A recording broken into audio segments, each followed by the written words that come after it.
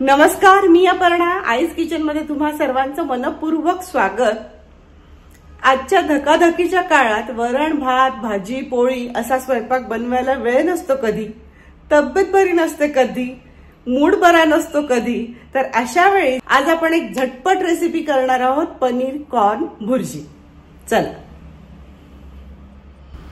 अशा वाफाळत्या भुर्जीसाठी 4 मध्यम आकाराचे कांदे आपण बारीक चिरून घेतोय. परफेक्ट. 2 मोठे टोमॅटो घेतलेत मी, ते पण बारीक चिरून घेणार आहे या पद्धतीने. परफेक्ट. चला, तुमच्याशी बोलता बोलता कांदा टोमॅटो आपला चिरून झालाय. कांदे आणि टोमॅटो आपल्याला बारीक आकारात चिरून घ्यायचे आहेत. चिरलेला टोमॅटो एका बाउलमध्ये ट्रान्सफर करून घेऊयात.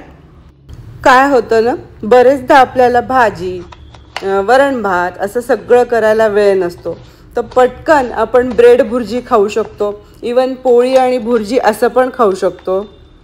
म्हणून पोषण मूल्य जपत आपण ही कॉर्न पनीर भुर्जी बनवतोय.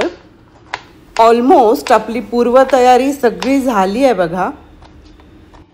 भुर्जी ना जरा चटपटीतच छान लागते. चला बघूया कशी करायची.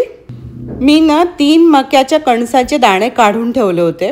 पैकी आपण 2 कणसामधले दाणे जे आहेत अंदाजे ते वापरणार आहोत भुर्जीसाठी. एका मिक्सरच्या भांड्यात ते घेतले, त्यामध्ये 2 मिरच्या घातल्या आणि हे सरसरीत असं फिरवून घेतलं.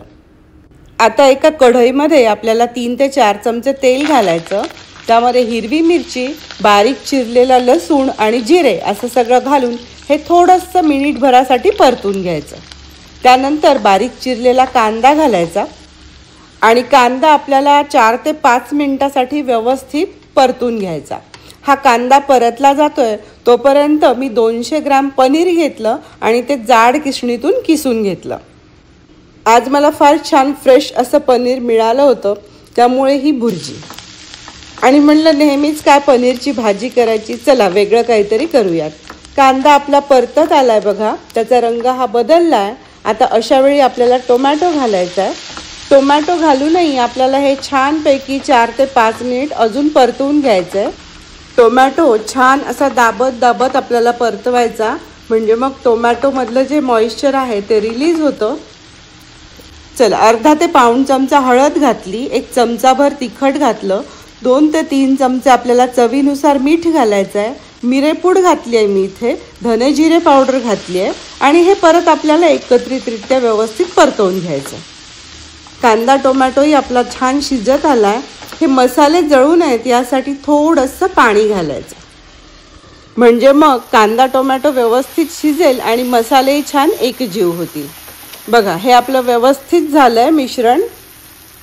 आता ना आपण जो कॉर्न मिक्सरमधनं काढून घेतला होता ना, तर थोडंसं त्याचं पाणी असं काढून घ्यायचं आहे. इव्हन तुम्हाला सैलसर भुर्जी आवडत असेल ना, तर तुम्ही पाण्यासकट घातलं तरीही चालेल. आता करूयात हे छानपैकी मिक्स. हा स्वीट कॉर्न घेतला आहे ना मी, त्याच्यामुळे मिक्सरमध्ये फिरवला. तुम्ही देशी कॉर्न घेतला तर किसून घेऊ शकता. आता आपल्याला हे पनीर पण घालायचं आहे किसलेलं ह्याच्यामध्ये आणि छान मिक्स करून घ्यायचं आहे. पनीरमधनं तुम्हाला प्रोटीन मिळणार आहे, कॉर्नमधून कॅल्शियम मिळणार आहे, फायबर मिळणार आहे. अशी आपली पौष्टिक भुर्जी तयार झाली आहे बघा. पनीर, कॉर्न, कांदा, टोमॅटो आणि मसाले हे व्यवस्थित परतून घ्यायचे, साधारण 3 ते 4 मिनिट.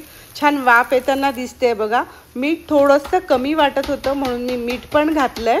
आणि कोथिंबिरीशिवाय तर आपली गाडी काही पुढे जात नाही, तुम्हाला माहितीच आहे. कमाल झाली आहे भुर्जी.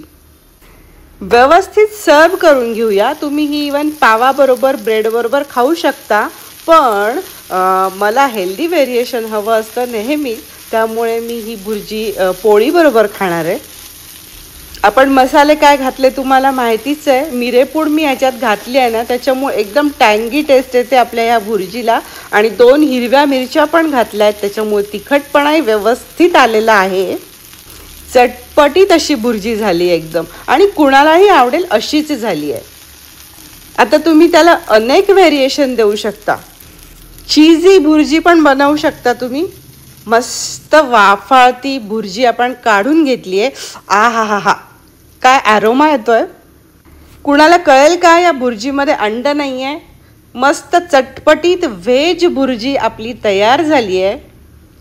So tempting. आणि बस शॉर्ट मेनू, पोळी आणि भुर्जी, दॅट्स इट.